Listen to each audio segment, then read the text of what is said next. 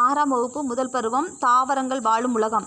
உயிரினங்கள், வாழ்க்கை முறை, அமைப்பு மற்றும் செயல்கள் பற்றி பயிலும் இயற்கை அறிவியல் உயிரியல் ஆகும். தாவரங்களின் பாகங்கள் இலை, தண்டு, வேர், மலர்கள். பூக்கு தாவரங்கள் 2 முக்கிய பாகங்களை கொண்டுள்ளது. அவை தண்டு தொகுப்பு, 2 வேர் தொகுப்பு. தாவரங்களின் வேர் தொகுப்பு 2 வகைப்படும். அவை ஆணிவேர் தொகுப்பு, 2 சல்லிவேர் தொகுப்பு.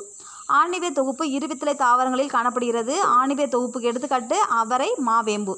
சல்லிவேர் தொகுப்பு ஒருவித்திலை தாவரங்களில் காணப்படுகிறது. சல்லிவேர் தொகுப்புக்கு எடுத்துக்காட்டு நெல், புல், மக்காச்சோளம். வேரின் பணிகள்: வேர்கள் தாவரத்தை பூமியில் நிலைநிறுத்துகின்றன. மண்ணை இறுக பற்றி கொள்ள உதவுகிறது. மண்ணில் உள்ள நீரையும் கனிம சத்துக்களையும் உறிஞ்சி தாவரங்களின் பிற பாகங்களுக்கு அனுப்புகின்றன. சில தாவரங்கள் தான் தயாரிக்க உணவை தங்களின் வேர்களில் சேமிக்கின்றன. எடுத்துக்காட்டு கேரட், பீட்ரூட். 2 கணுக்களுக்கிடையே உள்ள தூரம் கனிவிடை பகுதி என்று அழைக்கப்படுகிறது. தண்டின் நுனியில் தோன்றும் முட்டு நுனிமுட்டு. தண்டில் இலையில் கோணத்தில் தோன்றும் முட்டு கோணமுட்டு என்று அழைக்கப்படுகிறது. தண்டின் பணிகள்: தண்டானது கிளைகள், இலைகள், மலர்கள் மற்றும் கனிகள் ஆகியவற்றை தாங்குகின்றது. வேரில் உறிஞ்சப்பட்ட நீர் மற்றும் கனிமங்கள் தண்டின் வழியாக தாவரத்தின் மற்ற பாகங்களுக்கு கடத்தப்படுகிறது. சில தாவரங்கள் உணவை சேமித்து வைக்கின்றன. எடுத்துக்காட்டு கரும்பு. இலையினால் தயாரிக்கப்பட்ட உணவு தண்டின் வழியாக தாவரத்தின் மற்ற பாகங்களுக்கு கடத்துகின்றன. தண்டு அல்லது கிளையுடன் இணைக்கப்பட்டுள்ள இலையின் பகுதி இலையடி பகுதி எனப்படும். இலையடி பகுதியில் 2 சிறிய பக்கவாட்டு வளரிகள் உண்டு. அதற்கு இலையடி செதிர்கள் என்று பெயர். இலையின் அடிப்பகுதியில் காணப்படும் நுண்ணிய துளைகள் இலைத்துளைகள் எனப்படுகிறது. வாழிடங்களின் வகைகள் 2. ஒன்று நீர்வாழிடம், மற்றொன்று நிலவாழிடம். நீர் வாழிடத்தின் வகைகள் 2: நன்னீர் வாழிடம், மற்றொன்று கடல்நீர் வாழிடம். நன்னீர் காணப்படும் தாவரங்கள் ஆகாயத்தாமரை, அல்லி, தாமரை. நீர் தாவரங்கள் வேர்கள் வளர்ச்சி குன்றியவை. பூமியின் மேற்பரப்பானது 71% கடல் நீரால் சூழப்பட்டுள்ளது. உலகில் 29% நில வாழிடங்கள் உள்ளன.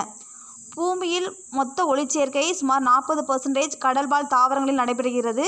கடல் நீர் வாழிடத்திற்கு எடுத்துக்காட்டு கடல் பாசிகள், கடற்புற்கள்.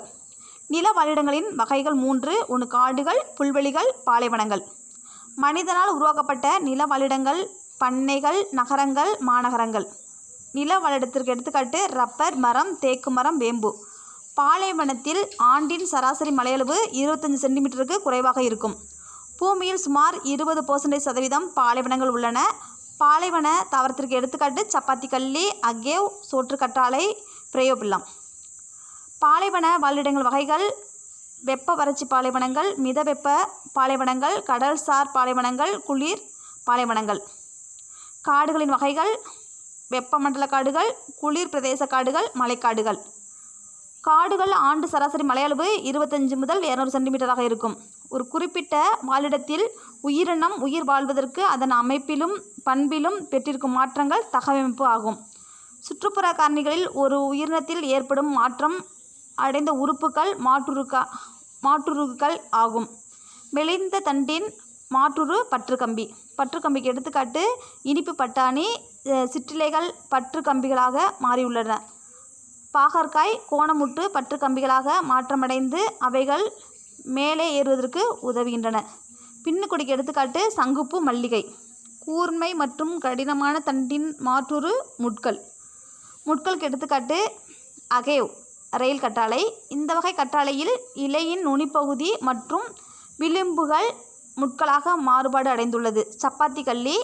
சப்பாத்தி கள்ளியின் இலைகள் சிறு முட்களாக மாறியுள்ளன. காகிதப்பூ, போகன் வில்லியா. தண்டில் கூர்மையான முட்கள் காணப்படுகின்றன. மேலும் அறிந்து கொள்வோம். நீரில் வாழும் விக்டோரியா அமேசோனிகா என்ற தாவரத்தின் இலைகள் 3 மீட்டர் விட்டம் வரையிலும் வளரும். நன்கு வளர்ச்சி அடைந்த இலையின் மேற்பரப்பு 40 கிலோகிராம் எடையோ அல்லது அதற்கு இணையான ஒருவரை தாங்கும் தன்மை கொண்டது. பூவின் அடிப்படையில் தாவரங்களை 2 வகைகளாக பிரிக்கலாம். அவை பூக்கும் தாவரம், பூவா தாவரம். பூக்கு தாவரத்திற்கு எடுத்துக்காட்டு சூரியகாந்தி. பூவா தாவரத்திற்கு எடுத்துக்காட்டு ரிக்ஸியா.